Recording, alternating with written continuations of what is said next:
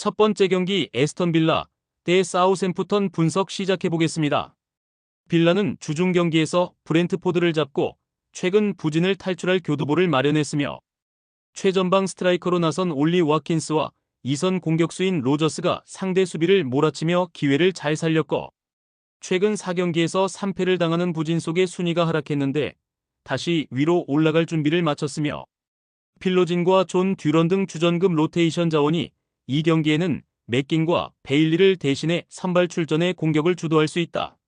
사샘은 첼시의 오고를 허용하며 완패했으며 홈에서 강팀 상대로 반등을 노렸고 아리보의 골이 터졌지만 첼시의 화력을 막아내긴 어려웠고 거기에 팀 중앙 수비의 핵인 센터백 스티븐스가 그 경기에서 퇴장당하며 리그 징계에 들어갔으며 브리 제임스와 스가와라 등이 최종 수비를 지켜내야 한다. 빌라의 승리를 본다. 사샘은 다이렉트 승격에 성공한 이번 시즌 성적이 너무 나지 않고 있다. 암스트롱과 벤 브레레턴, 캐머런 아처 등 기대했던 최전방 공격수들은 찬스를 마무리하지 못하고 있고 워커 피터스도 특유의 재기 넘치는 플레이가 안 나온다. 틸레만스와 카마라의 중원 장악 속에 경기 주도권을 잡을 것이고 필로진과 와킨스가 기회를 노릴 빌라가 연승에 성공할 것이다. 두 번째 경기 브렌트포드 대 뉴캐슬 분석 시작해보겠습니다. 브렌트포드는 본머스와 레스터 등을 제압하며 상위권을 추격 중이었으며 그러나 주중 원정 경기에서 아스톤 빌라에 패하며 최근의 상승세를 이어가지 못했고 담스고르의 골이 나왔지만 빌라의 의지에 고전했으며 그래도 홈에서는 상위권 팀 못지않게 안정적으로 승점을 따내는 이번 시즌이며 네르고르의 징계 이탈에도 야넬트와 야르몰리크 등이 공백을 잘 메웠고 은베우모와 요한의 위사가 나란히 8골을 터뜨리고 있다. 뉴캐슬은 리그 선두인 리버풀 상대로 주중에 승점 1점을 챙겼으며 선두팀 상대로 소극적인 운영을 할 것으로 예상됐지만 공격에 기여를 올리며 리버풀을 괴롭혔고 팀의 에이스인 안토니 고든이 골을 터뜨렸고 이삭도 위협적인 움직임을 가져갔고 그러나 리그 10위에 처져 있고 3경기 연속 승리가 없기에 이 경기를 통해 반등이 간절하다. 접전을 본다. 브렌트포드는 최근 홈 연승 기간 동안 경기당 3골 이상을 터뜨릴 정도로 문전한 마무리가 좋았다. 그러나 기마랑이스와 토날리 등 수비 보호에 강점이 있는 중앙 미드필더들이 확실하게 수비 위주로 경기에 나설 것이고 덴번이 수비의 중심을 잡아줄 뉴캐슬 골문을 쉽게 열진 못할 것이다. 세 번째 경기 크리스탈 팰리스 대 맨시티 분석 시작해보겠습니다. 팰리스는 주중 경기에서 입스위치에 승리했으며 팀의 수비 중심을 잡아준 마크 구에이를 비롯해 라크루아와 찰로바 등 백스리로 나선 중앙 수비진이 상대의 공격 시도를 잘 저지하며 클린시트에 성공했고 두쿠레가 중원에서 수비 가담을 잘했고 장신 스트라이커인 마테타는 마무리를 잘해줬는데 많지 않은 기회에서 골을 터뜨리며 팀의 승점 3점을 안겼다.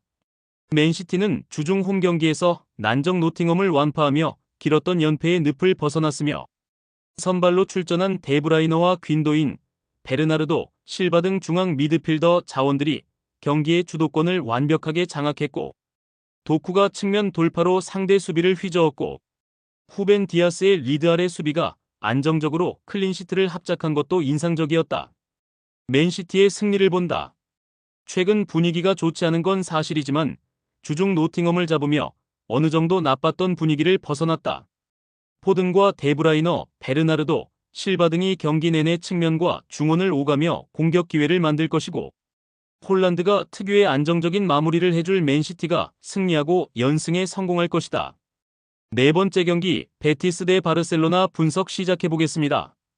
베티스는 지난 라운드 경기에서 소시에다드에 패하며 10위로 추락했으며 지난주 있었던 컨퍼런스 리그 물라다볼 원정을 패했고 리그에서도 연패 중이기 때문에 주중 코파델레이 2라운드 일정에 로테이션을 크게 돌리며 바르샤전을 준비했고 아빌라와 바캄부, 후안미 등 후반 교체로 들어와 분위기를 바꿀 선수들이 적극적으로 경기에 나설 것이고 사발리가 오버래핑으로 기회를 노릴 것이다.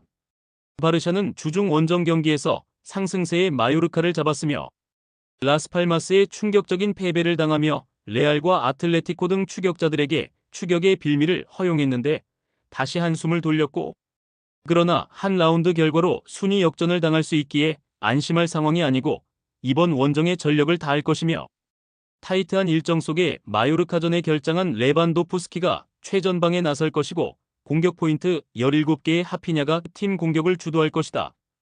바르샤의 승리를 본다. 베티스는 요렌테와 바르타, 사발리 등이 버티는 탄탄한 수비에 중원의 수비 가담이 좋기에 쉽게 무너지는 팀이 아니다. 그러나 페드리와 데용이 중원에 나올 바르샤 상대로는 그들의 강점을 드러내기 어렵고 좋은 몸 상태의 레반도프스키가 상대 수비를 경기 내내 두들길 것이고 하피냐와 가비가 이선에서 지원할 바르샤가 승리할 것이다. 다섯 번째 경기 유벤투스 대 볼로냐 분석 시작해보겠습니다.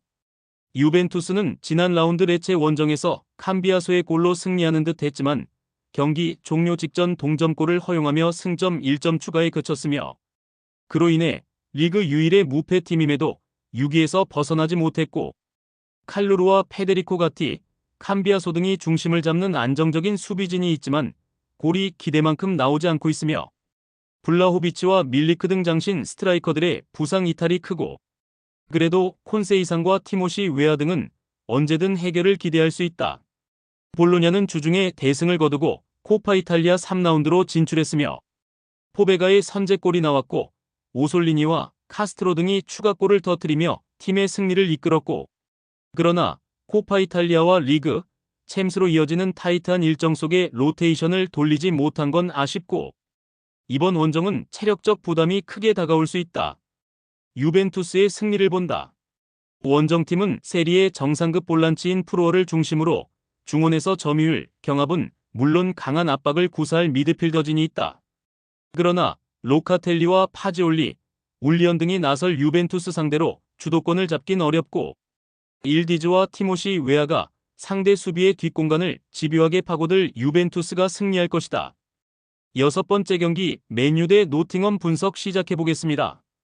맨유는 주중 원정 경기에서 아스날에 패했으며 메이슨 마운트와 라스무스 회룬 등이 새롭게 선발로 출전한 경기였는데 아모림의 기대에 부응하지 못했고 때 리히트가 상대의 공격수를 놓쳤고 그래도 페르난데스와 가르나초, 마즈라위 등은 꾸준히 좋은 컨디션을 유지 중이며 디알로와 저크지, 안토니 등 교체로 들어와 분위기를 바꿔줄 카드도 있기에 주중 패배의 충격을 벗어나려 할 것이다.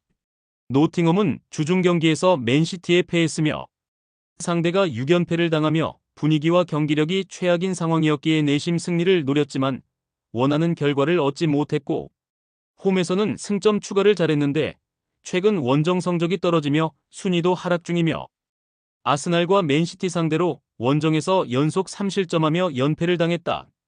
맨유의 승리를 본다. 노팅엄은 프리미어리그 최고의 센터백 중 한 명으로 평가받는 미렌코비치의 존재감이 대단하다.